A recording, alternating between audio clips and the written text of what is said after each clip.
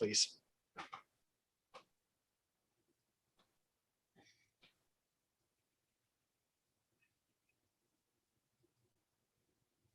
Good evening, Acting Mayor, members of council. This special council meeting is now being live streamed. Thank you, Mr. Clerk, and welcome members of council and welcome members of the public to this special council meeting. This meeting is called pursuant to the Development Charges Act.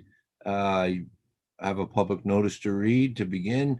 Due to the efforts to contain the spread of COVID-19 and to protect all individuals, city facilities will not be open to the public to attend council and committee meetings until further notice.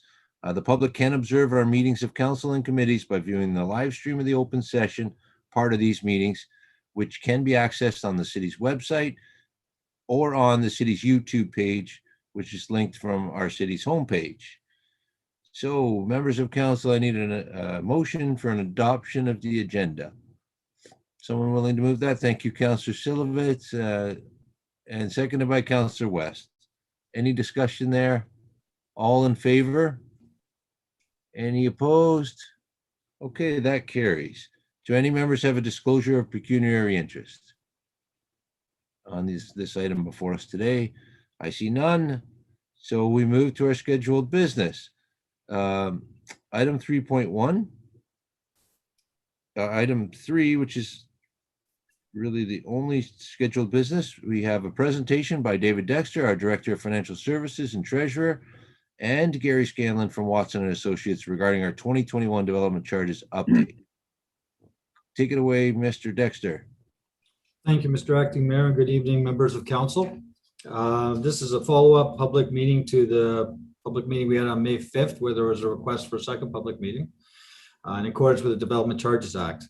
We're updating this year the citywide development charge bylaws to reflect the legislative changes that the province brought down over the last year and a half, as well as two area specific charges that are being updated. I have Gary Scanlon with me tonight, who will be, I'm going to turn the microphone over to him. He's going to give us an update on the citywide development charge and a refresher on how that mechanism works, along with an update of the legislations and how they impact the calculation of the citywide charges. And then I will bring, at the end, I'll talk about the two area specific charges that are needing to be updated. So if I may, Mr. Acting Mayor, I'm going to turn it over to Gary for the presentation. Okay, thank you. Go ahead, Mr. Scanlon. Thank you. It's a pleasure to be before council this evening. I think that the clerk has, there we go. So we put together a presentation as noted by Mr. Dexter to review various items. If we go to the next slide, you'll see kind of the overview of what I'd like to touch upon. As noted, we'll go through a bit of a Development Charge 101, talk about the legislative changes we've experienced over the last year, I guess, sorry, more like year and a half, and then go through different elements of the policies that you have. You've got DC exemptions and such. We'll go through the history, and as I say, we'll progress through the an overview of your proposed charges. Next slide, please. So public meetings are mandatory under the Development Charges Act, and what they require is a minimum process whereby the development charge background study is made available. And in between that period and when council considers the bylaw, you must have at least one public meeting. And the minimum period between releasing the study and when council can first consider the bylaw is a minimum 60 days. So we release the background study sometime after 2 weeks from releasing the study. You can hold a public meeting, and then, as I say, minimum 60 days before reviewing the considering the adoption of the bylaw. So this public meeting, and as we've as the last prior public meeting, for the most part, what we're attempting to do, at least on the citywide charge, is to remove, well, actually, embrace the changes that have been made by the legislation. One of them is to remove one of the deductions that was part of the calculation. So this mandatory 10% deduction for the softer services, and I'll show you that later. So that would allow for full cost recovery on those services rather than having to have the existing taxpayers provide some level of reduction to those costs. And the second part of it is that there are changes to the mechanics of implementing the charge against certain types of developments. And I'll go over that for you. As well, as Mr. Dexter's noted, there are 2 area-specific bylaws that are coming up for to the end of the useful life. The bylaws can only be put in place for a maximum of 5 years. So you have a number of area-specific bylaws, and those bylaws are going to expire. So you've had to update the calculations in order to put them back into place. So then you can recover the costs associated with the infrastructure. And I'll touch upon what's at a higher level, what's normally included in those area-specific charges for the city. Next slide. And again, please. So just to recap the timelines, we initiated the process early in the year with staff, and we were going through to look to make the appropriate calculation adjustments and include that within the background study. We have had a stakeholder consultation, which was in the early part of March, giving them some insights into the process and the calculations we were considering. And then we released the background study in early April. You can see that the highlighted green bubble indicates that we had our first public meeting, May 5th. As I've noted, it's mandatory that you have at least one. This was from the May 5th meeting. It was requested that we have a second public meeting, which is fine. And then we'll be looking to have council consider the appropriate bylaws on June 23rd. Next slide. And again, please. So development charges, very simply, they're to recover infrastructure associated with putting in place to accommodate new growth. And the growth is both on the residential side and then the commercial, industrial, institutional. So the charges are put into place to benefit all development within the municipality. The Development Charges Act breaks the costs into 2 defined types of expenditures. Very localized costs, and the Act calls them local services, a very appropriate term. Those localized costs are basically the responsibility of the developer 100%. So if we look within, let's say, if we had a subdivision, and you have internal roads and water mains and sewers and sidewalks and street lights. Those are very localized services, and the Act says those are the responsibility of the developer. The broader costs are normally what's considered as part of the development charge. So outside of that, we may be developing arenas, libraries, developing various types of parks, arterial roads, major trunk water, sewer, etc. So those broader costs are what we consider as part of the development charge. So keep in mind that the Act sets out 2 different types of charges that we have to consider as part of this process.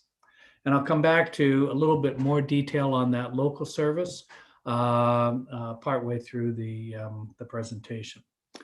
So since 1989, we've actually had a Development Charges Act, but these charges actually go back to the mid-1950s, where under the Planning Act, these charges were initially put in place.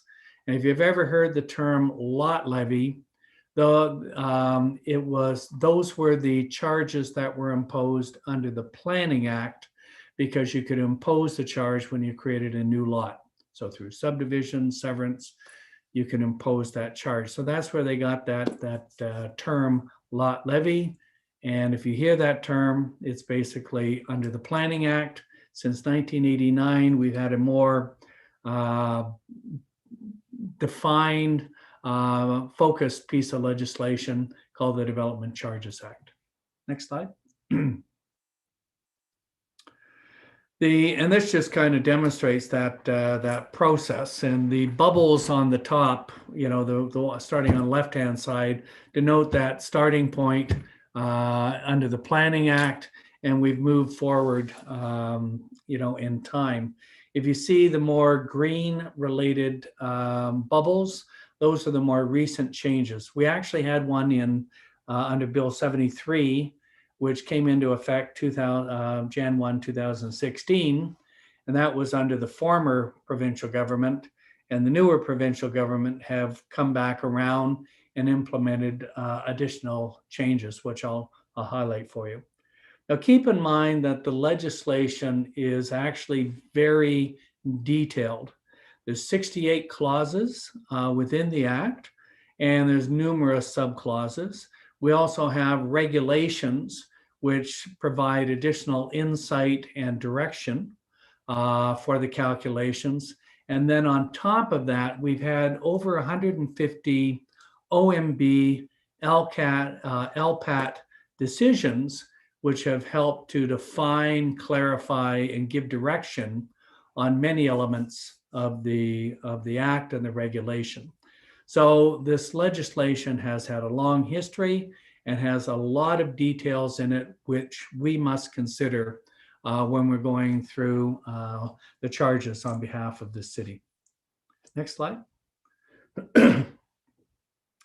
In very simple terms, though, what the Act is trying to achieve is it's recognizing that as you move forward and have growth, the growth is going to require the investment by the city for infrastructure. So you may have to build additional water mains, sewers, put in more parks, expand roadways, build bridges, etc. So that's the top oval. As you grow, that growth activates the need for additional infrastructure costs. On the bottom, those two ovals give council the choice of how they pay for that. We have the Development Charges Act, which, subject to all the calculations and adjustments, allow you to recover a considerable amount of that infrastructure cost, or you don't have to have a development charge. It is not mandatory. If you decide not to have it, that's okay, but it means all of those costs are basically put onto the backs of your existing residents and existing businesses, and in effect, they end up subsidizing new growth. So you don't have to have it, but then somebody's got to pay. Remember, this is to pay for infrastructure, so it's directly related to construction of capital works, which must be paid for. And if you don't have a charge, once again, it goes back onto existing water or sewer rates or onto the existing tax base. Next slide.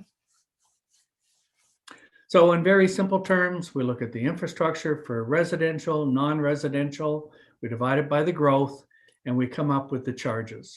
So for residential, we come up with a charge that relates to low density, which is singles and semi-detached, medium density, so which is townhouses, and then the high density, which are different types of apartments, big and small apartments. On the non-residential side, so your industrial, institutional, commercial, we impose the charge on a cost per square foot. So the charge is calculated based on the size of the building that you're constructing. And these charges in these type of formats are basically imposed right across Ontario. Next slide, please. In very, very simple terms, the way that we calculate the Act is laid out on this slide. We start by identifying the amount, the type, so your commercial, your industrial, your residential, so the amount of growth we're going to have over a time period, the type you're going to have, and the location of the growth, because the location gives us some insights. What do we need to do for road improvements, water, sewer, etc.? And then how much over what time period and what type of growth is what we set out as part of the starting point for the calculations. We then look at the servicing needs And that maybe those servicing needs may be identified by master plans, water sewer master plans, transportation master plans, parks and rec. So that information, is looked at, and that infrastructure is identified through those projects. And then we pull those costs, the capital costs, into our calculations. There are mandatory deductions. Are you going to receive any grants or subsidies that'll help reduce the cost? If so, we've got to adjust for that. There may be certain things benefit to existing. Maybe we're replacing a 5,000 square foot fire station with a 15,000 square foot fire station. So perhaps the first 5,000 square feet is replacement. So we would consider that as a benefit to the existing people because you're replacing an existing asset.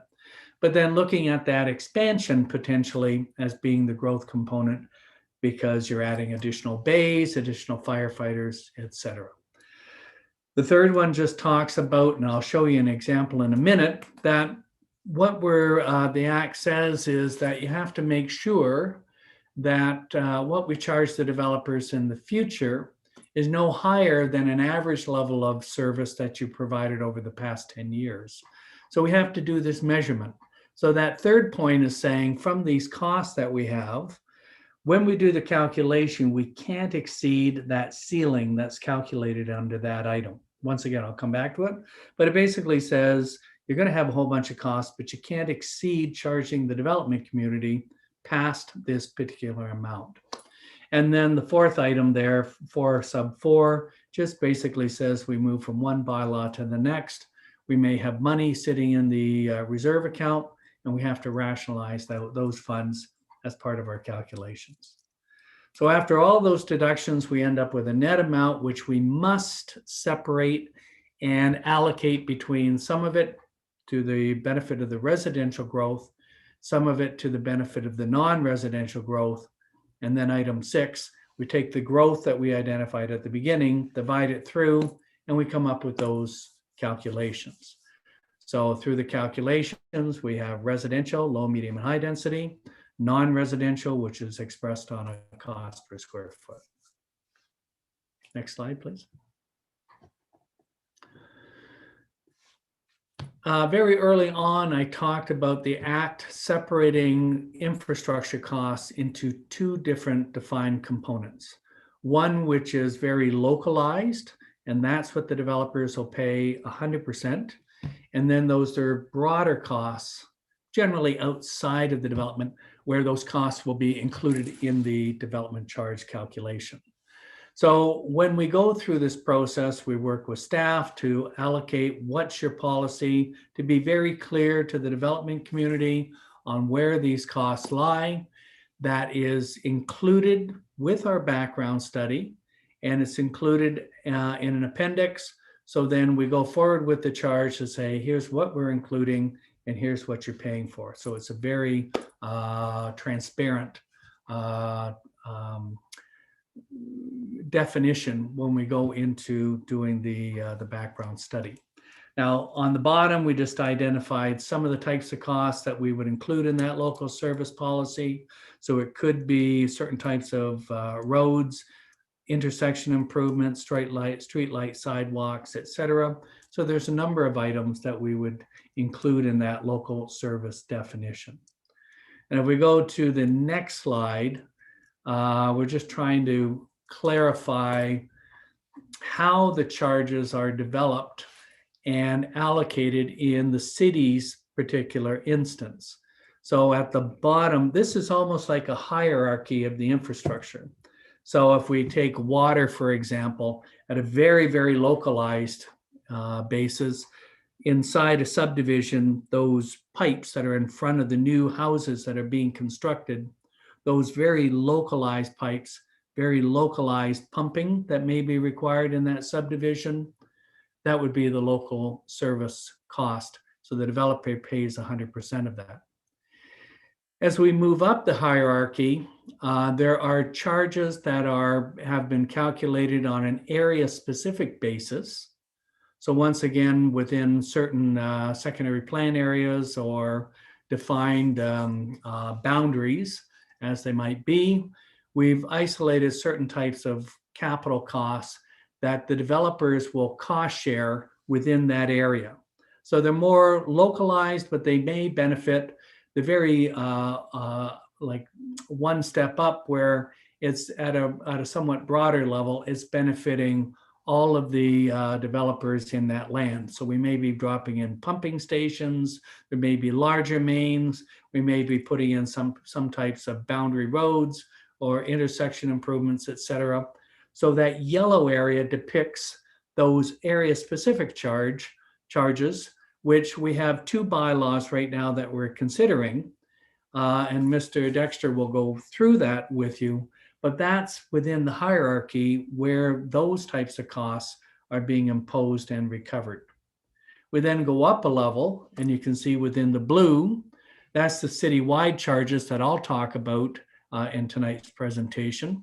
And those are more of the parkland costs, the broader road costs, broader water and sewer costs, et cetera, are defined within those categories. And then, of course, at the upper tier level, at the regional level, you can see that the region takes responsibility for certain infrastructure too. They provide for the treatment and water supply, biosolids treatment, highway flyovers or a portion of it, and arterial roads, regional roads. So you can see in your particular instance, there's a local cost, there's 2 levels of city development charges, and then there's a regional charge. And these are the charges which are the costs that the development within the city would be borne by the individual developments. Next slide, please. I talked about, as if you remember in that very simplified methodology, I talked about service standards, and the Act compels us to do these measurements. And in very simple terms, what it says is what you charge the developers in the future is no higher than the average level of service that you provided over the past 10 years. Now, this level of service solely for the Development Charges Act is a mathematical calculations. We may have, if you go to Parks or Recreation, Parks or Recreation Department may say, I want an ice pad for every 20,000 people. I want a community park for every 10,000 people. Those services are a different service standard that are defined for operational perspectives. The Development Charges Act is a math calculation solely for the purposes of this study. And basically what it tells us to do is to look backwards 10 years, look at quantity and quality measures, and we come up with a calculation that sets this upper limit that we can't exceed if we're allocating project costs. So we can allocate as many capital items as we want, but we can't go past this ceiling. And if I just gotta quickly give you an example of what this calculation is, and if you go to the next page, please. This is an example of what's included. So that for libraries, for example, we've elected to look at service standards for the facilities based on the square footage, the size of the buildings. So you can see in the early stage in 2011, we had 134,000 square feet of space. And by the time we hit 2020, we're up to 147,000 square feet. So we've measured, that would be the quantity measurements that the Act says we have to consider. And then we have a quality, which is basically what would you construct that building at today to give us the building, buy the land that the building's sitting on, do the site works, because you're going to have a parking lot, you need water and sewer and hydro access, et cetera, et cetera. And that's what that value is on the very right-hand side. So we look at the cost per square foot to replace those buildings, and you can see we end up with a cost per square foot. And if we multiply the 2 of them together on the next page, if we go to the next page, this is basically what the replacement cost would be for those existing facilities. If we tried to buy the land, develop the land, build the same building, et cetera, this was what the cost of those facilities would be. So we've dealt with the quality quantity measures on the prior page. We do this calculation, and towards that little table that's towards the bottom, you can see we have the population for each and every year for the municipalities during that period. We divide it by the population, and we get a per capita standard. So basically, how much money you've invested on a per capita basis for each of those services. And I have to apologize, for some reason this slide dropped in 4 decimal places, but if you just actually read it, that per capita standard is actually at $613 per capita. So you have invested $613 per capita towards library facilities. And if you take a look over time as you grow, that service standard started to drop. So it's gone to $604, $596, $594, and continues to drop until 2018, where you added some additional space in the Oak Ridges Moraine Library, and it jumped back up to $600 per capita. Now, that's where we have to take that particular number, average it, and we come up with the magical number of $594. The very bottom left-hand side, we go through all of this to come up with that number, and that's the quality quantity average over 10 years. And if we go back on the prior page, you can see at the very bottom left-hand side that 594,000 times the forecast population says that we could collect over the next 10 years upwards to almost $25 million and take that money and spend it towards additional libraries. Now, we don't have to spend $25 million towards libraries, but if within the the library master plans you do, if that's the recommendation and council's embraced those recommendations, then we could collect up to that amount. So that's the ceiling that I've talked about. And if you come up, if that master plan says we want to put in $40 million, we can't exceed the 25 million. So you can see that they put an upper limit on what we include for the developers. Now, just to 1 or 2 additional points. Number 1, we don't do this for water, wastewater, storm, or transit, because the Act gives us different guidance for those services. The environmental services, water and wastewater, you're not required to do it because water, wastewater, storm are very unique to each individual municipality. So we don't do that calculation. And transit has a very unique service standard calculation, so it's treated differently. But all other services, we have to come back and do this. So I apologize for the detail, the complexity, but these are some of the things that we have to do. And some of these calculations were updated for this particular study because the Act compels us to do that. Next slide. And again, please.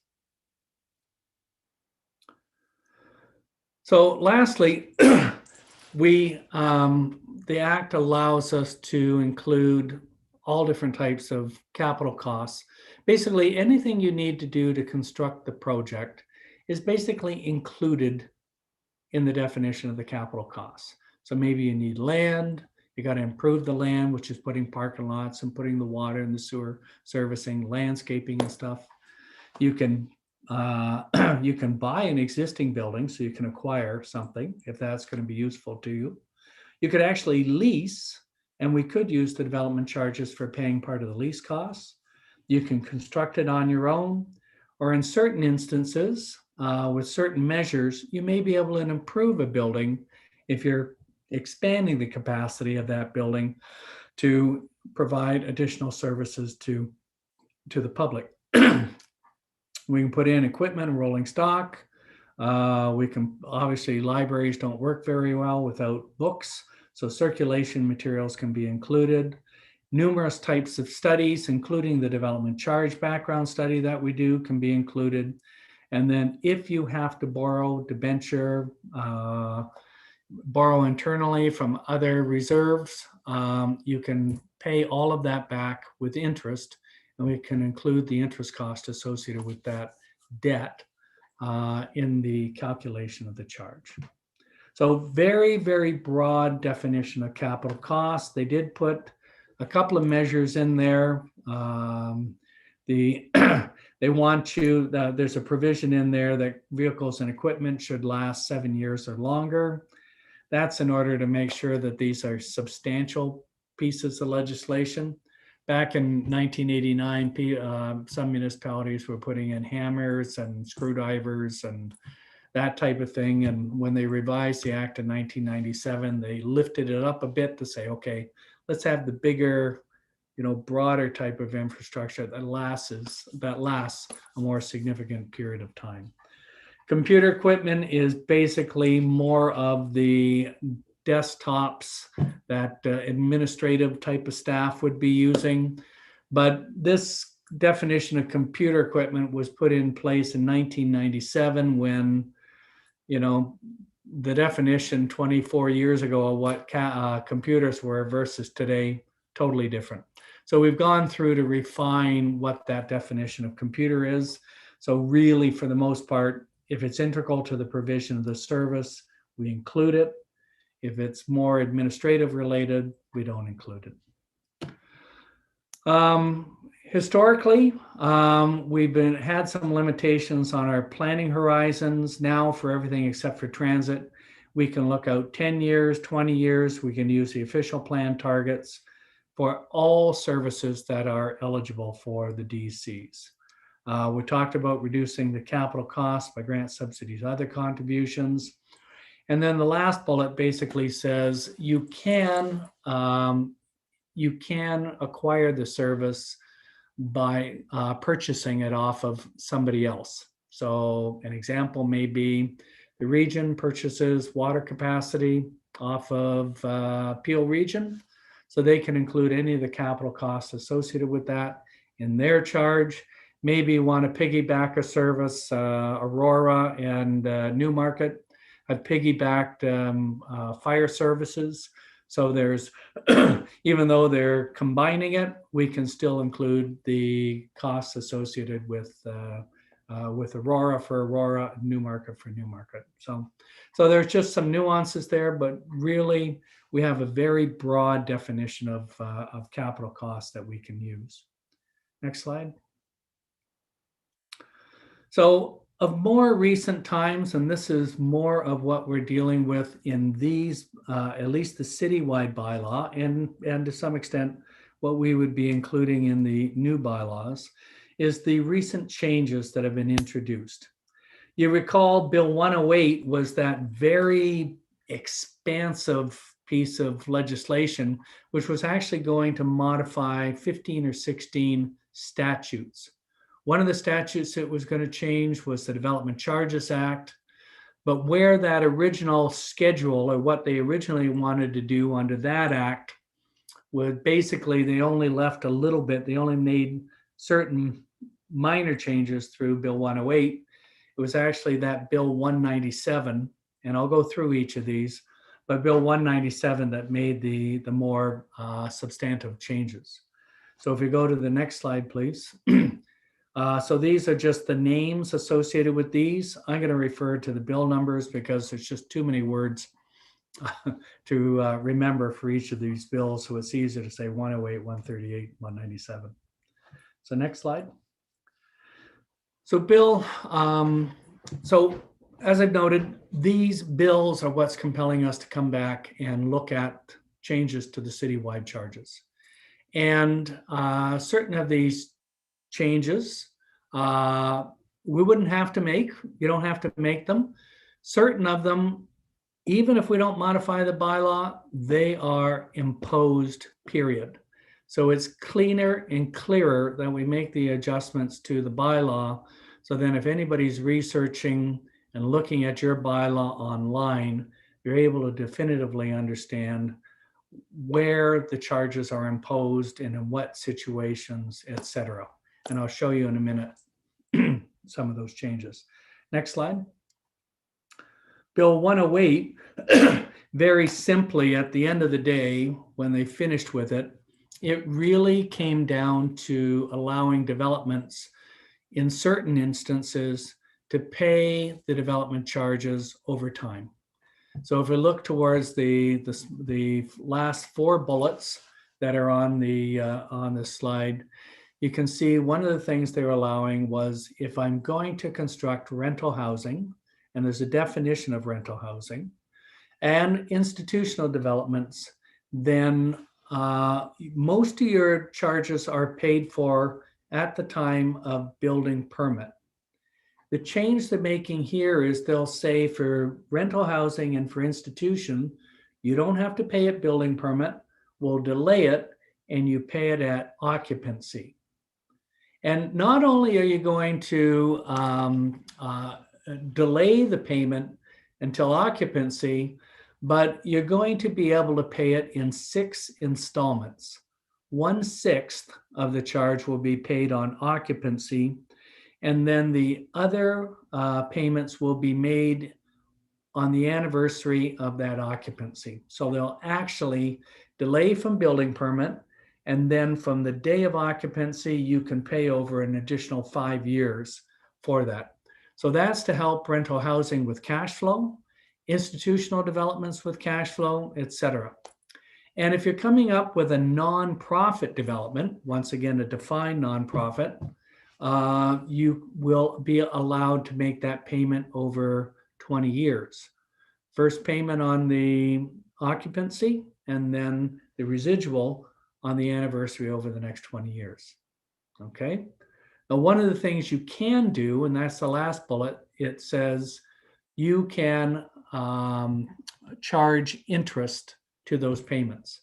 So obviously paying like for a nonprofit, paying over 20 years, the charge would basically be losing its time value of money.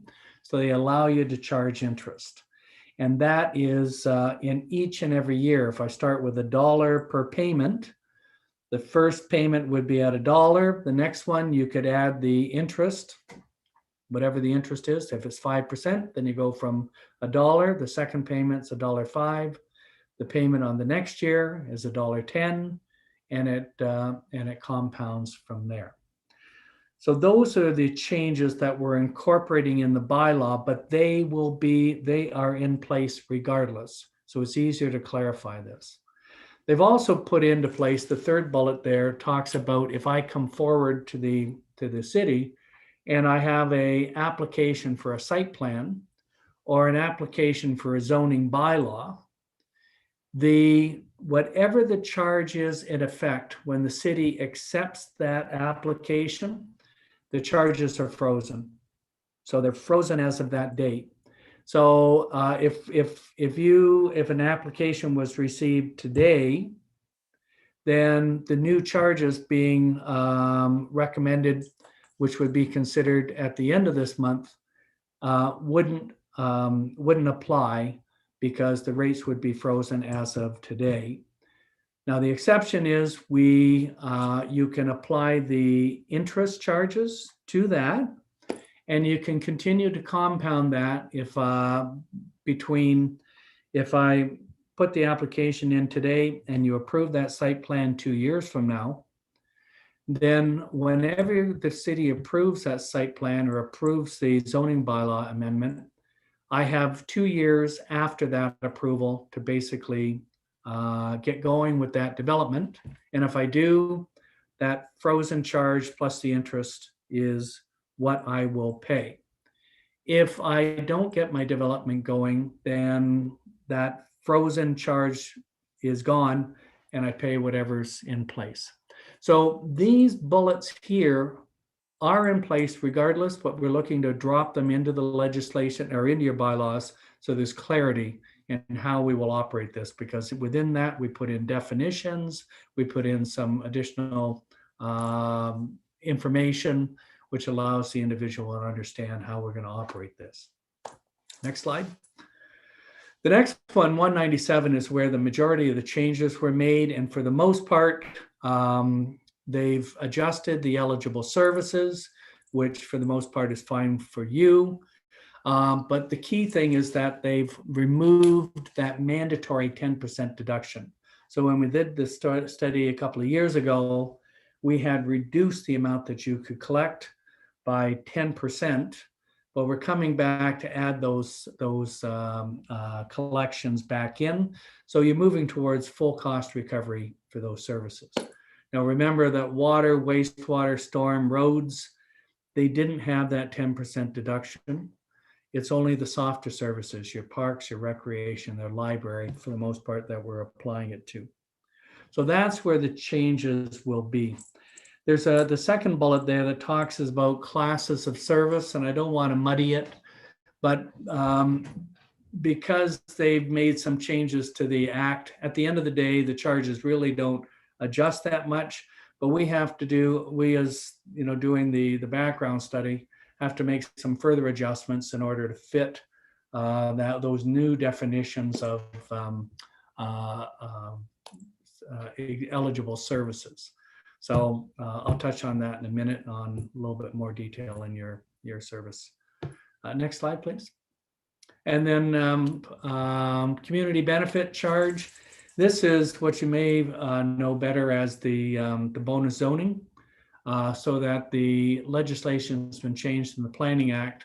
So now, where there really wasn't very defined framework around Section 37 of the Planning Act, they've now come back and put a framework around it. So the upper limit that you could impose is basically 4% of the value of land. And you can only impose it on those developments that are 5-story and higher, and they have to have a minimum of 10 residential units. So in order to impose this charge, transitionally, you can do what you've done in the past up until September 18th next year. And then at that time, if you want to continue with similar types of charges, even though they've been categorized within a framework, you have to do basically a background study, but they call it a strategy. So that's something the staff will be considering subsequent to this process, and take a look at the potential of imposing charges. But once again, that'll have its own public process, its own background study, its own public process to engage and discuss with the development community. So that's outside of what we're doing today, but something that would be subsequently considered by the city. Next slide. And then this just identifies that as of December last year, they dropped in an extra tidbit, an extra exemption, mandatory, that you can't impose charges on universities that basically are receiving senior government grants as part of their funding. So we have to add that in as part of the mandatory exemptions in your bylaws. Next slide. So next slide again. This just summarizes, there's mandatory exemptions. So they've added a couple of additional ones. This list is getting longer, but the easiest way to think of it, you can't impose the charge on school boards of the region, so they're exempt. If you have existing homes, you can add up to 2 apartments in a single family home, or 1 apartment in an existing townhouse complex or existing apartment. So those have been in there since 1997. They've added an additional one for residential development, so that if I come forward today with a building permit application, let's say for a single family, a townhouse, or a semi-detached, I can add an additional apartment within that unit, and I don't have to pay the charge. So subject to these changes, you would, but now they're saying, okay, you get an extra unit to put either inside, or alternatively, you can put an accessory unit on the property. So if you got you're building a detached garage, you can shove an apartment up there. maybe a granny flat, those type of things. So that's the new addition. And so once again, we have to put in definitions and clarifications within the bylaw so that it's clear how that operates. And then you can see that the university exemptions in there. Those are mandatory. There are opportunities for you as a council to add to that. We call those discretionary, so that you can potentially reduce the charge partially, wholly, phase in the charge. You can do many different things as long as it's applying to a class or a type of development. Type of development would be, let's say, a place of worship. A class would be, let's say, industrial, as an example. So you can do different things there. If you go to the next slide, you can see that currently you exempt public hospitals, places of worship, the relocation of heritage buildings, and creation of accessory buildings not exceeding 100 square meters. So those are your existing discretionary exemptions, and then those mandatory. So in each of these instances, if you exempt them, you have to come up with the money to basically put it back in the pot, because remember, we're going back to building infrastructure and we divide it by all the growth. So anything you don't collect here, you're going to have a shortfall. So through the budget process, you have to top up and put the money back in for any of those exemptions. Next slide. Fair, and the next one, please. So this just reaffirms, I won't go through in great detail, but this just reflects that historically you have been collecting development charges. Remember, the first Development Charges Act came in 1989 and gave you 2 years to come into play. My belief is you did have some lot levies prior to this, but under the Development Charges Act, you've consistently had bylaws for basically 30 years. Next slide. And next slide. So what we're doing through the calculations, so that background study that we've been looking at for this particular process, parks and recreation and libraries historically have had that mandatory 10% deduction. So you have basically had to put money in to partially fund those works, because the Act said you couldn't collect all of the money. The Act now says you can collect, so we can remove that 10%. So that's what we're doing on the citywide, and we'll show you. It's a small amount of an increase, but still it's an increase on the charge. The next slide. Basically, this is, I talked about that class of service. It's basically, for the most part, you won't see a difference in the bylaw, but because of the way they've changed the legislation, we've got to do some additional calculations and definitions. But for the most part, it doesn't affect you too greatly, but there are a couple of the growth-related projects that have dropped off as a result of the legislative changes. And parking will expire. You have parking right now. Basically, it will expire by September 18th next year, because it's no longer eligible. Next slide. So once again, I won't go through in a lot of detail, but basically this is just putting in all those changes that I highlighted for you. And those are the changes that are within the amending bylaws that are contained in the background study. Next slide. And this really gives you the bottom line on the charges, the changes in the charges. Next slide, please. So you can see the highlighted area is the areas that we are making changes. And you can see that, the new calculated changes, and I'll use a single detached, the new charges will be $19,800. Now, I will point out that you can see at the top in the title, these numbers are based on 2019. We've had to take any information from today, and we've had to move it back 2 years, because we're amending an existing bylaw that was passed in 2019. So in the calculations we're doing, we have to bring it backwards. When you pass it, then staff will bring it back to today's dollars to adjust for inflation. If we look at the next slide, this represents the adjusted charges for non-residential. We've represented it on a per square meter, and we've represented it on a per square foot. So depending what your pleasure is, you can pick the one. So there's two columns, one for retail and non-retail, both on square meters and on square feet. Next slide. To compare what the changes are, you can see with these adjustments, the citywide would be adjusted going from $18,430 and would increase to $19,800. So really an increase of $1,370. What we're doing on the citywide is making these adjustments, and it's driven by that 10% deduction. Next slide. On the non-residential side, you can see that we're increasing roughly by about $1.70 on a per square meter basis. Per square foot, we're talking about 16 cents. Next slide, which is reflected here. Actually, it's a little bit more than that.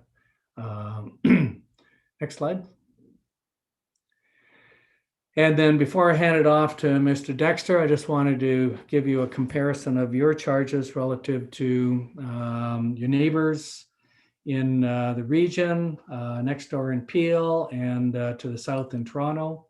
If we take a look at the next slide, please. And this is once again on a single detached charge. You can see that we've identified the upper tier charges. So at the regional level, in York, the charge is running at just under $64,000. The charges that we've calculated is going from about 19.9 up to 21.4. Remember, this is in today's dollars. And then there is an education charge. And if you add those all together, you can see that the charges, if I come for a building permit, currently it's at $91,400. If council considers the suggested adjustments, it would move up by roughly $1,400 to $92,800. You can see Toronto and Georgina are a little bit lower than you, roughly by about $2,000.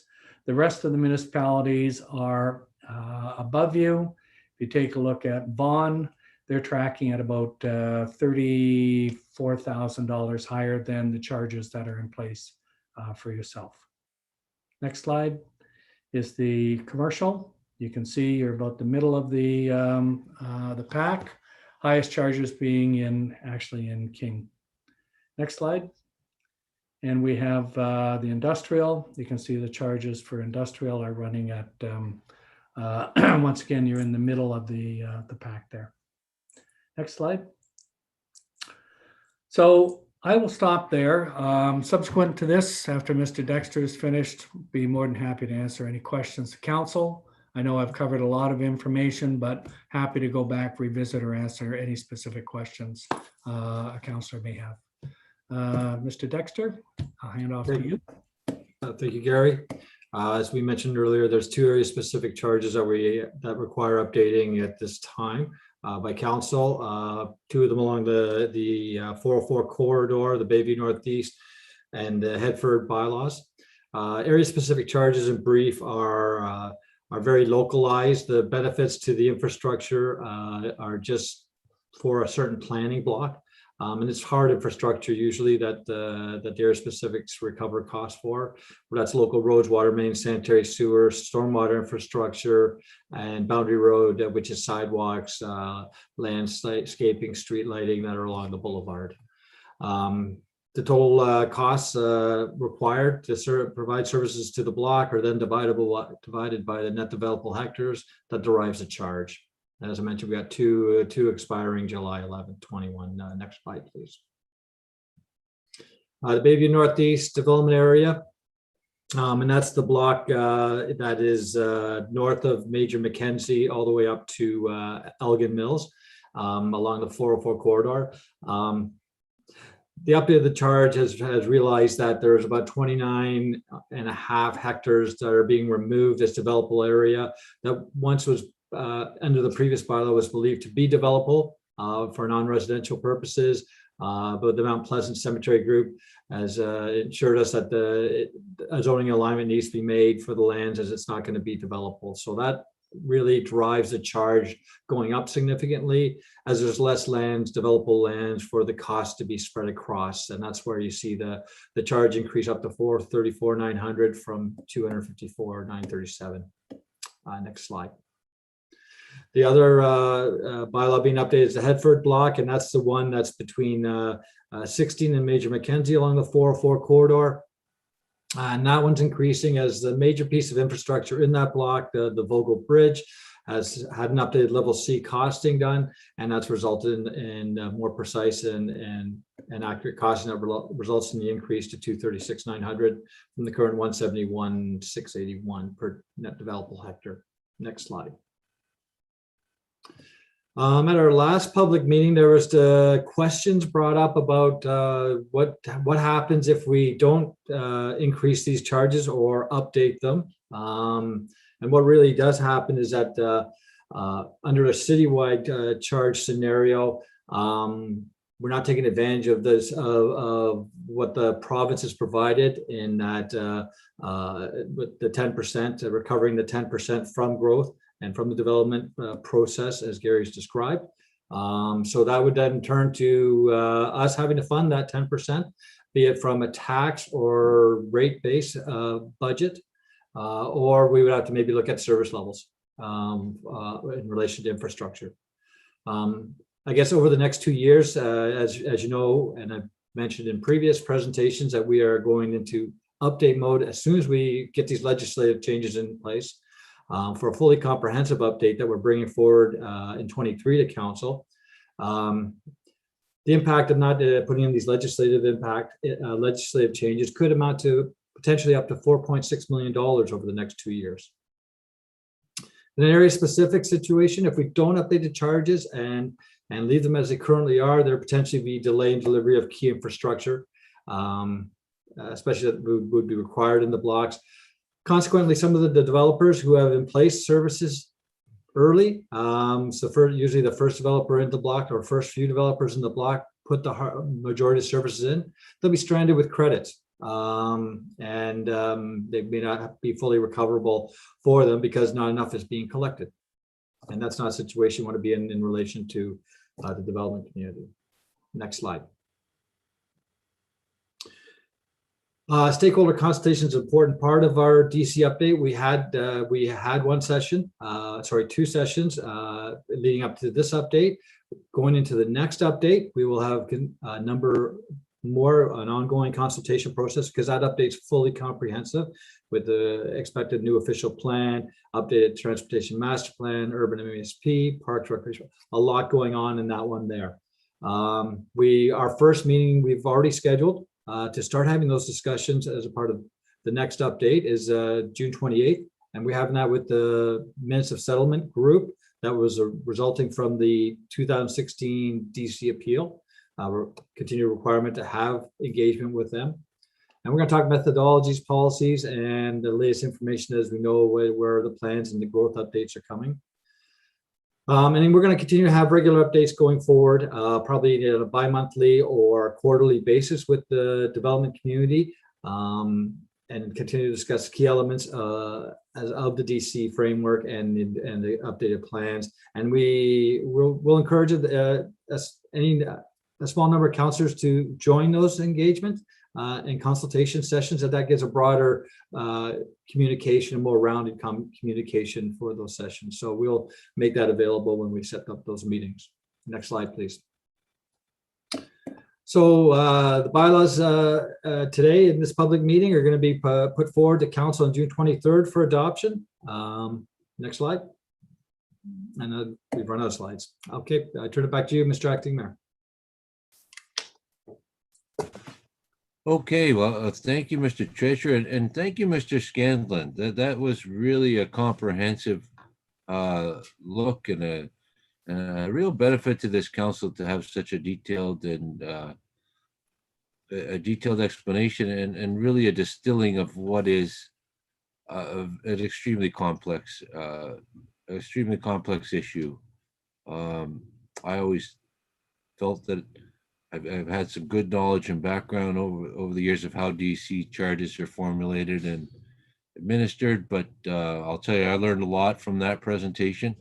It was, very, very easy to follow. I really thank you for that, for that explanation. And yes, that was a real benefit for this council, but there's still may be questions outstanding.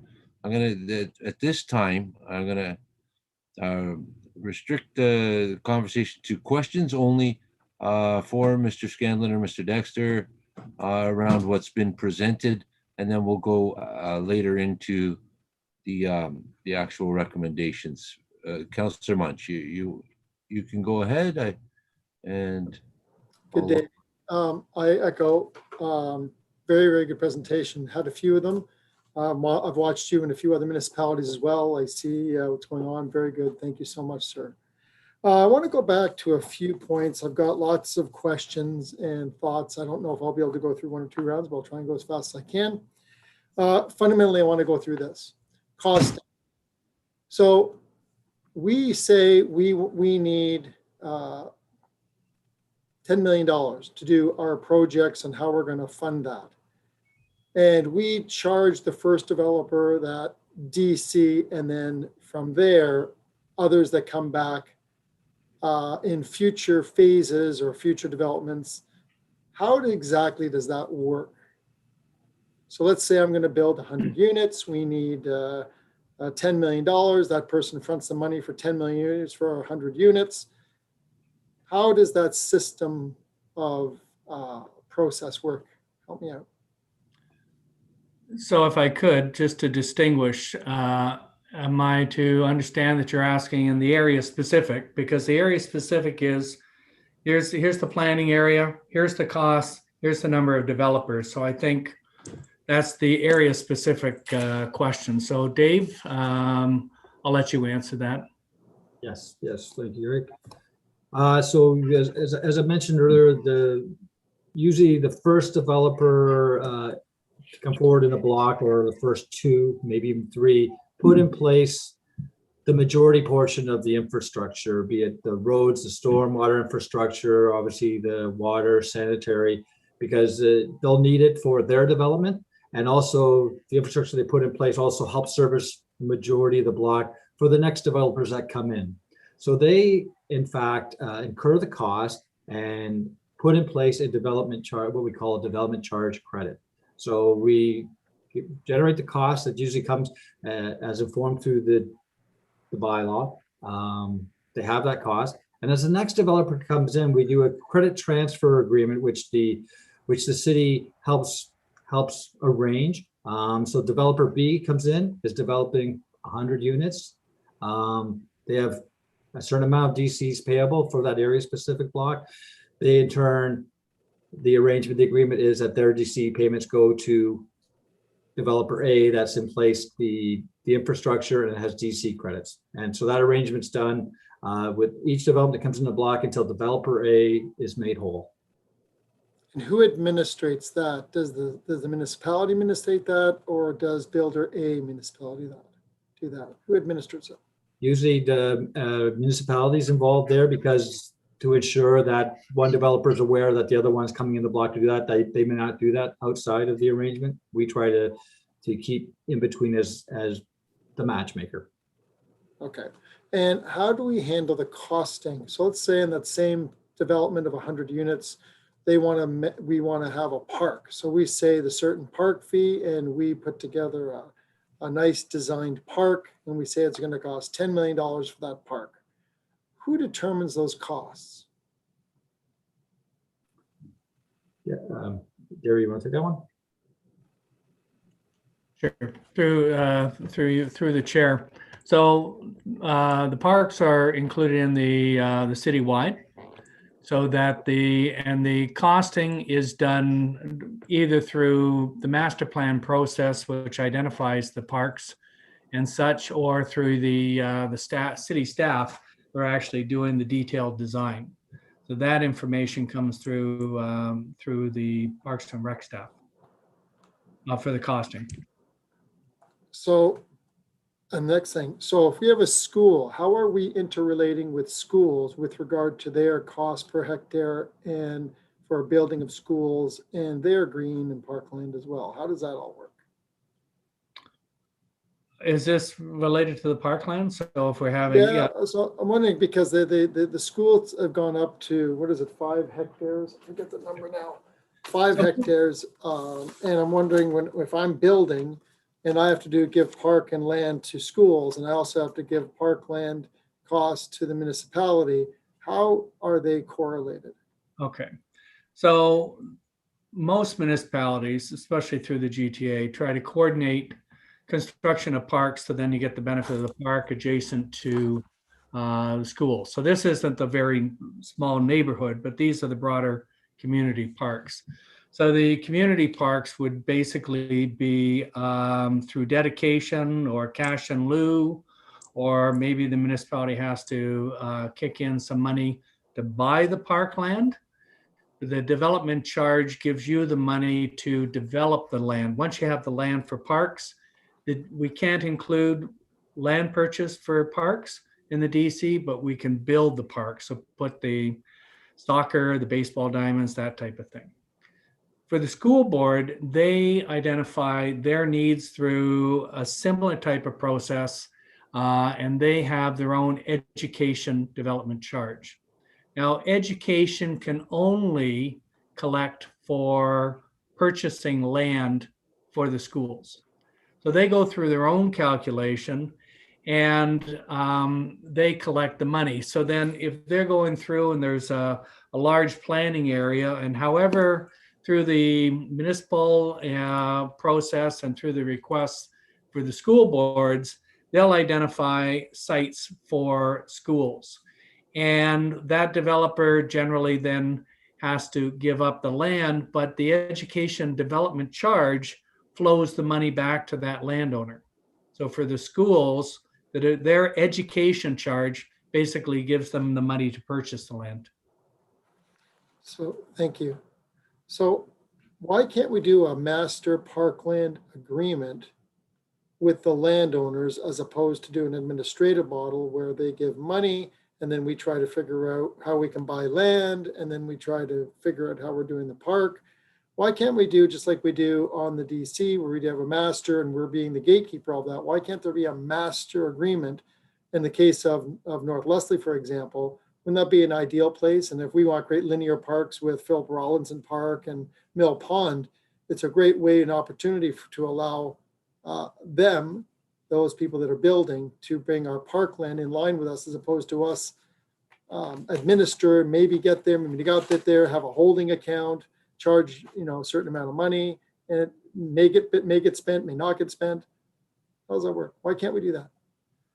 I think through the chair, I mean, when you're going through, say, a secondary plan process within that planning area to define the uses of the land, normally you have identified the parks and the trails and et cetera, at least at a 5,000 foot level. I mean, obviously you always drop it down and get into more.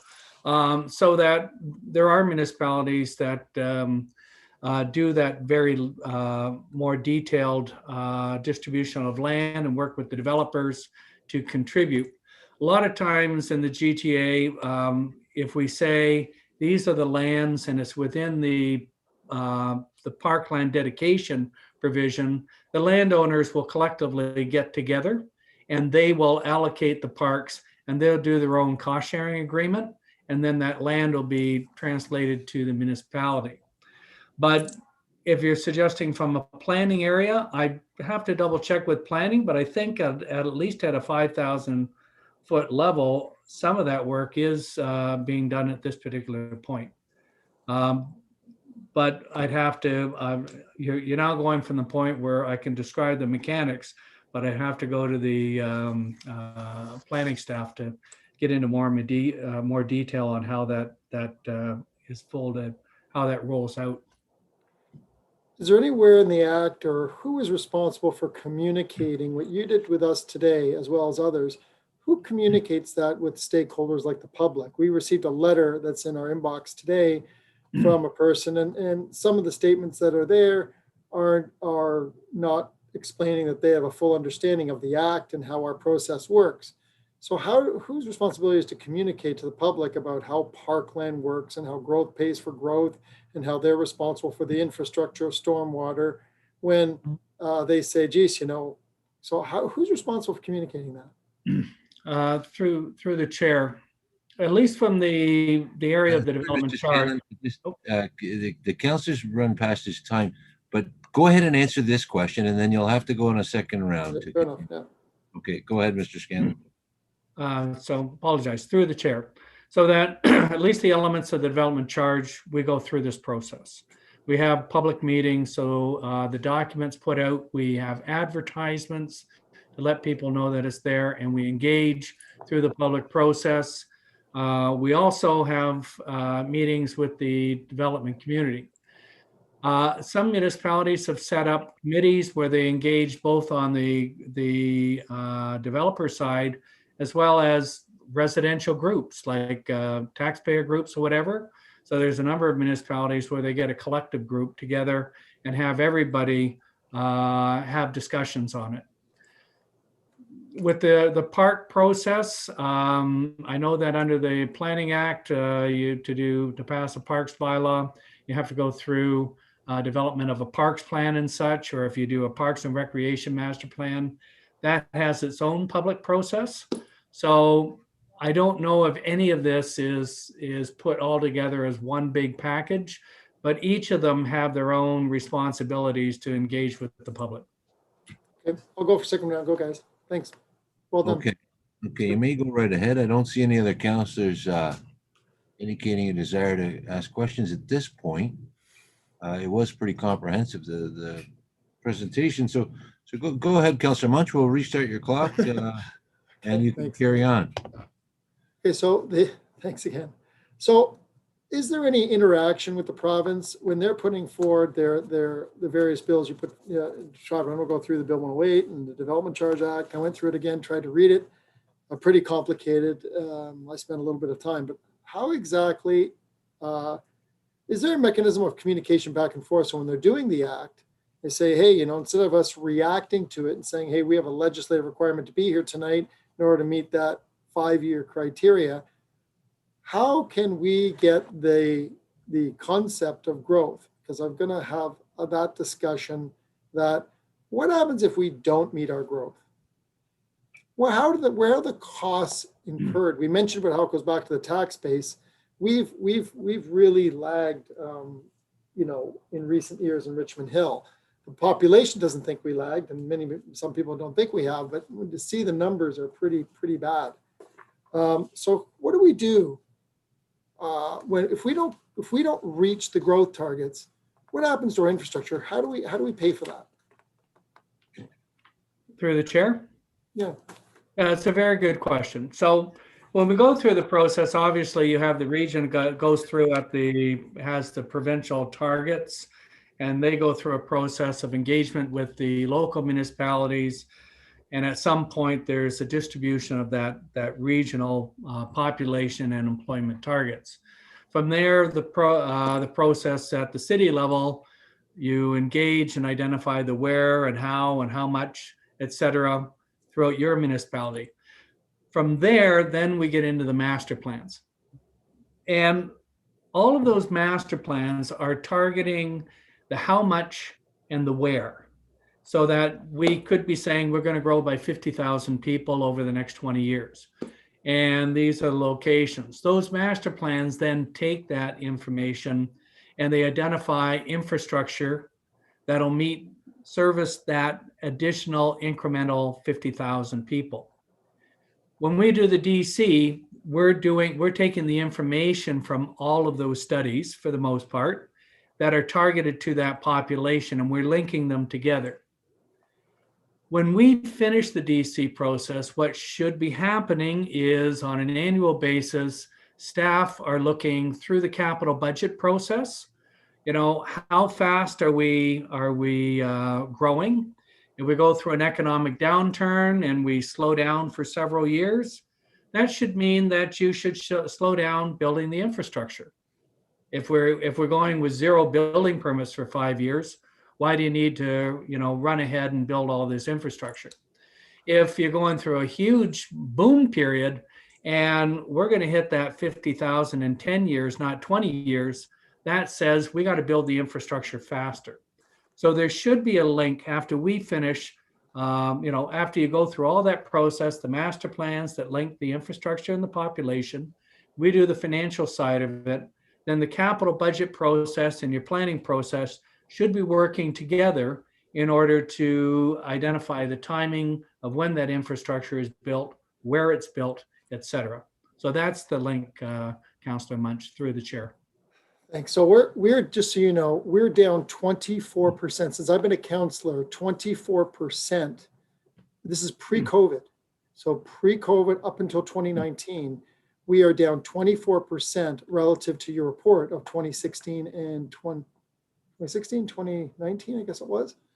And my concern is that today we had coincidentally a report, we're $120.3 million in the hole for backlog. So we have a $120 million backlog today with a growth of another $100 million going forwards in 10 years. And we're 24% below our growth targets, which is going to be likely around 40% when we get it updated. How are we going to pay for our roads and our sewers and our upgrades when we're not meeting any of our performance targets? And you say that, like, if we're not getting it, we're not getting the revenue in. And our capital projects are there today. We're $120 million in the hole. Where does the money go? So through the chair, I think if I understand the report you may have had was related to asset management. Yes, sir. And so that your backlog is the infrastructure is aging, performance measures or whatever, we should be doing this. Okay, so that's the asset management side, not the DC. And I know the capital budget has to carry the burden of your asset management plan. And then the development charge needs to be layered on top of your capital budget. If we're not growing as fast, so we're not opening up areas, we shouldn't be necessarily building parks in areas that there's no growth, or we should be delaying it for a time. We don't need pipe upgrades. We don't necessarily need the turning lanes or additional buses. That should be looked at through their capital budget process where, you know, where planning's identifying the amount, type, and location, and engineering or the other services are then reacting to the needs for that. So with development charges, we should be moving towards 100% recovery of the growth component of all of those works. So in theory, you should have the money, albeit there's always a mismatch in exact timing and such, but generally there should be some level of connectivity. But that comes through, and it should be coming through the capital budget process. So we're in arrears substantially. We have lack of growth. Now we talk about costing a project. So for example, there's a park that is the most expensive park in Canada that we advertise at $800 a square foot. So that cost that's put out there to say, hey, Mr. New Builder coming in, you have to raise this cost for those few projects that come in on those high timelines. You have a high cost coming forward and there's no qualification to it. How is this all gelling together? How do we say we're going to be getting, how is this qualified of our costs of going forward on outside hypothetical by putting growth in areas that are expanding? We just said right now, we should not be putting areas of growth and investment in areas that are not growing. Yet places like Leslie North, who are going to get a 70% increase in those selling prices of those homes, 70% increase year over year, as per the report here on page number That's not labeled here, but anyway, second last page. So that's a real concern for me when I see high costs going into new residents for investments going into areas that aren't growing, with a declining balance sheet, with a residential group saying we're overdevelopment, even though we're 24% below, plus another 10 to 15 coming when we get the numbers in with COVID.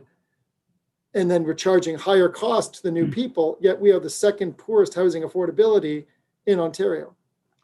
How do we get there? So. 1 minute remaining. Go ahead, Mr. Scanlon. So through the chair, you put a whole bunch of pieces out there. So let me try and take the whole bunch of pieces. With respect to the localized services, the infrastructure costs are the infrastructure costs. They're going up, and whether the level 1 estimates versus whatever have changed, the infrastructure for the water, the wastewater, the storm, the roads, they're essential. They must be recovered. And I hear your percentage, but as that the totality of that cost brought down on a per unit basis may drop down to only $1,000. So it's not against the totality of the house. That component may only be 1% or some. We could take a look at it. So I understand the increases, but that's specific to the infrastructure. And there are a lot of municipalities who put those charges up into a citywide, and certain municipalities such as yourself and Markham, the developers have always wanted to do spread those costs on a very localized basis. So I respect the question on the increase. This is fundamentally something that you've done since 1991, and it was what the development community was happy with. Some guys, the costs are going to go up considerably, some aren't. So that's the only way I can respond. If we're talking about that park in example, I haven't got enough information on a specific park. We can get back to you. But as I say, generally, we identify, you're going to start from this point, and the target is 50,000 people, and they're identifying the servicing needs. For whatever, I'm not sure what the drivers are or what the requirements are to build that very expensive park, so I can't respond. But normally, that's rationalized through the, as I say, through the capital budget process.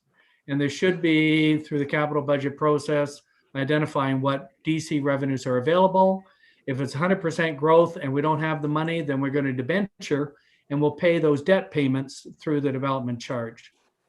Past that, Councillor, I apologize. I don't have the specifics. I can't get into that level of detail with you. I can only talk at the higher level for right now.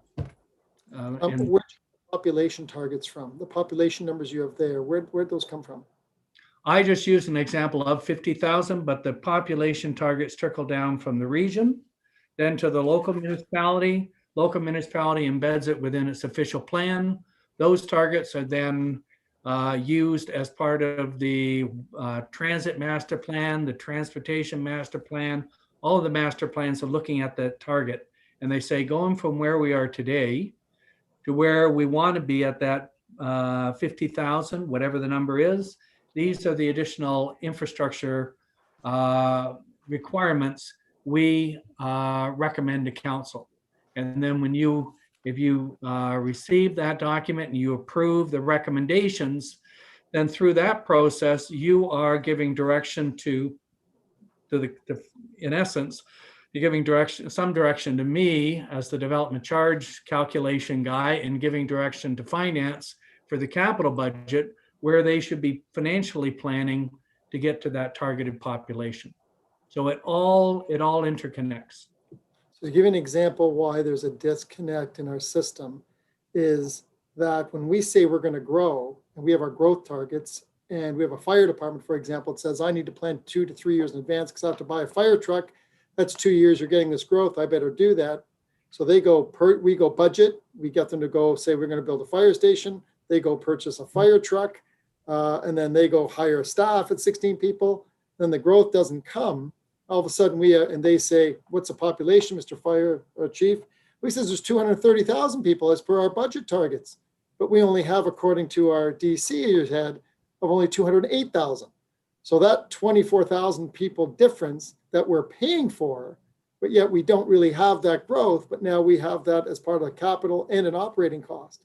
So the say to you is that the system is, when we have our DCs and we go all this, it's actually a false number because our finance goes back. So, Yeah, okay, fair enough. one last question in there, or? Just, I'm just concerned that there's a disconnect. Very We should have, valid point. I mean, I think what the answer was given is that the region tracks that population is based on those targets. So we do need to develop a way to synchronize. but do we ever give a DC credit? Like if we don't grow and that we're building those parks and we raise the rates, do we ever give a credit back if we never achieve those rates, those parks, those growth? Do we ever do that? I'll put that last question out to Mr. Scanlon or Mr. Dexter, whoever wants to take it on. So if I could answer, so that if we're spending money and the growth slows, it's never a perfect, you're never knowing exactly how the economy is going to go. So it's not a perfect, if I could perfectly predict every growth, I should be down in Vegas because that would be a better place to spend my forecasting skills. But you try and do your best and you try and look at all the information. But as I say, if we build it and there's a deficit in the reserve, then in theory, you should be slowing down, continue to build more infrastructure until you catch up because you just invested. So we would record that deficit or through the finance department. And as the DC comes in, it will replenish or pay back the amount of money that we've taken out. Okay, Okay. so, thank you. Just, I'd like it. Just thank you so much. Just return your call sometimes, please. Thank you. Okay. Well, Yeah. thank you for those answers. Thank you for this presentation. It's very enlightening. A lot of great information, and I really was impressed when you put us up against other municipalities, and when you have those comparison charts. We are really the lowest, other than Georgina, because the city of Toronto is benefiting from a different calculation, I guess, for the school board. So if you take out the school board, we are the lowest on the residential side. Our DC charges are the lowest, other than Georgina, against all those comparators. So that's significant. Okay, so we've had the presentation now. I need a motion to receive the presentation and a motion on 3.2 to receive correspondence that we've got in. So Councillor Munch, thank you very much. Councillor Silovitz, we're just going to vote on that. Yeah, I'm going to deal with 3.1 and 3.2 together. Would that be okay, Mr. Clerk? We get a motion to receive. It certainly sounds like the mover and the seconder were moving both recommendations to take care of that. So that would certainly be how we would record it in the minutes, the same mover and seconder. So you could just call the vote. That'd be fine. Okay, and then we'll deal with 3.3 and the recommendations and the delegation. It says it's regarding 3.1, but really the delegation can be addressed in 3.3. So thank you for that. If all members of council understand, I'm going to call a vote on the receipt of the presentation and the memo. All in favor? Okay, very good. Any opposed? That carries. So we'll move to 3.3, which is the development charges update. We have a staff recommendation here. And Mr. Clerk, is this one registered delegation in attendance? To you, Mr. Acting Mayor. Yes, the delegate is here, so it would certainly be my recommendation that we hear the delegate at this time. Very good. Okay, I see you there, Mr. Grimes. Go ahead. You've got 5 minutes to address council. Thank you very much, Mr. Acting Mayor. We received back from David Dexter through Michael Melling of Davies Howe responses to a Davies Howe letter. I'll just go through the responses quickly with you so you get a sense as to where we are in our level of acceptance. The first thing we asked for was to restart the minutes of settlement discussion that started off pretty well after the 2019 update, but really fell into a period of disconnect, partially because of COVID. So I'm glad to see that it's back on. And one of the things we want to talk about is the very point that was raised about the high cost in some of the greenfield areas. We had objected to the 2016 bylaw and in part to the 2019 bylaw, because in the cases of flood remediation and the sanitary sewer upgrade along Yonge Street, we quite strongly feel those should be considered as area specific and not be seen as citywide, because in the greenfield areas, sanitary sewer and flood remediation are part of the area specific charge. So it was a bit of a double hit on the greenfield developers, and those are things we want to expand in great detail during the consultation, which David Dexter mentioned would be back on track starting in late June. Second point we raised in the Davies-Howe letter was the inflation cost increase. Mr. Scanlon didn't mention it in his presentation, nor is it in the stakeholder presentation, nor in the bylaw, but there was an adjustment to the 2019 capital program to allow for catch up of inflation that wasn't properly accounted for in the 2019 update. I understand that, but for the record, that's not clear in the presentation today, nor in the DC study, but we're accepting that. The third point is the historical level of service. Mr. Dexter wrote an explanation. I am confused by it. I don't understand it at all. The issue there is that the historical level of service is supposed to be based on the past 10 years. The 2019 study did it from 2009 to 2018. This latest update carries it to the historical level of service to 2020. So you're using the capital program to possibly inflate the historical level of service. In this particular case, doesn't affect the charge, but we're puzzled by why it was done, and we're more puzzled by the explanation. So maybe at the end of my time, Mr. Dexter and Mr. Scanlon can elaborate on that. The last point that we raised was on the interest charged on frozen DCs for the 2-year period. Our proposal was that those rates be indexed rather than charging the 5%. Mr. Dexter's letter indicated that it's to allow for risk uncertainty in the indexing. The index has only surpassed 5% once in the last 10-year period. Once. You're charging a rate of interest of 5%. So only once in that 5-year period, in that 10-year period, has the index exceeded the 5% level. And the average rate over that 10-year period is 2.7%. So in fact, what you're doing is you're penalizing those development charges that are frozen by charging interest at a rate higher than what the index would have applied it to. That doesn't seem fair or proper or in keeping with the intent of the legislation.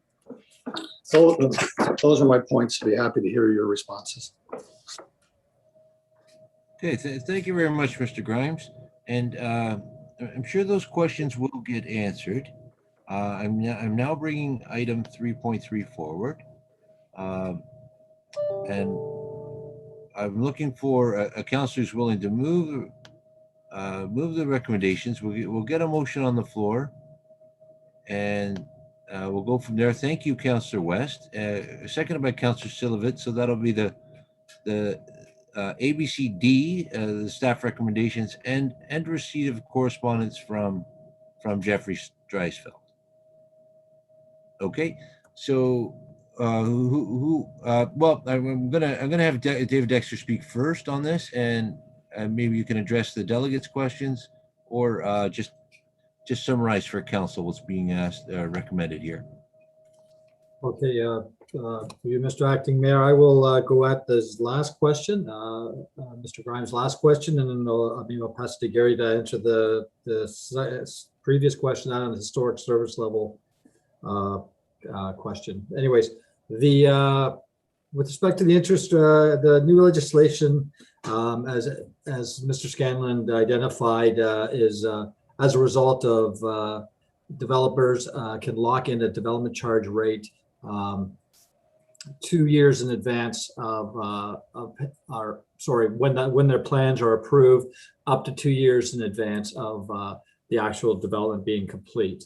To do that, the municipality can charge an interest charge based on average historical growth statistics on the construction price index side. We set that rate in 2019. Council approved it. We brought it forward.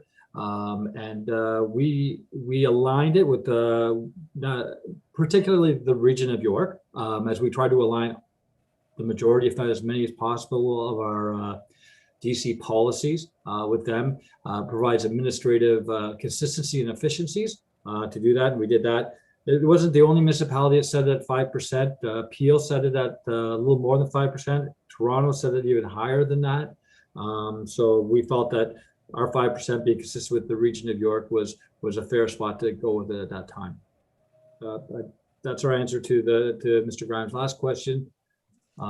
Gary, could you take the one prior to that? Sure. And if I just extend through the chair on Dave's, Mr. Dexter's comments, a lot of municipalities have looked not only at the indexing charge, but they look at, if I'm not collecting the money for 5 years or for up to 20 years, I have to go out and debenture and borrow for it. So the borrowing costs are much higher than the indexing cost. And then there's the cost of entering into those loans. So if we look into the details on how they got to that 5%, they're generally adding in, more of the longer term costs associated with having to cash flow that loss of revenue or the delay in the revenue. So I just add that. With respect to the service standard, I hate to get into, we're going to get into the legislation and such. So I'm going to say, if you take a look at, and I'm sure Mr. Grimes will appreciate this, if you take a look at section 19 of the Act, if you're going to do an update, it says go back to section 10. You go back to section 10, it says you have to do the calculations that are back in section 5. Part of the calculations in section 5 say that we have to update the service standard calculations. So so we've done that. And we've done it in order to double check that we're not exceeding any calculations. If we had redone these calculations, make sure we're not exceeding that ceiling. And in your particular case, if I ignored it, I'm not exceeding. If I do these calculations, I'm not exceeding. I think Mr. Grimes said, well, it doesn't really matter here because in either way, we're not exceeding anything, but he questions why we do it. And when I've been out with other lawyers and with other consultants, if I ignore it, they say you have to do it. If I do it, sometimes they say you don't have to do it. So it's one of these areas of confusion in doing this. But from my perspective, I looked at the trail that the Act tells me to follow, and I followed it, and I did the calculations. And as I say, I only look at it to make sure I'm not exceeding any of the calculations. And in your particular case, it's a point for discussion, but it has no impact on the charges that we've calculated on your behalf.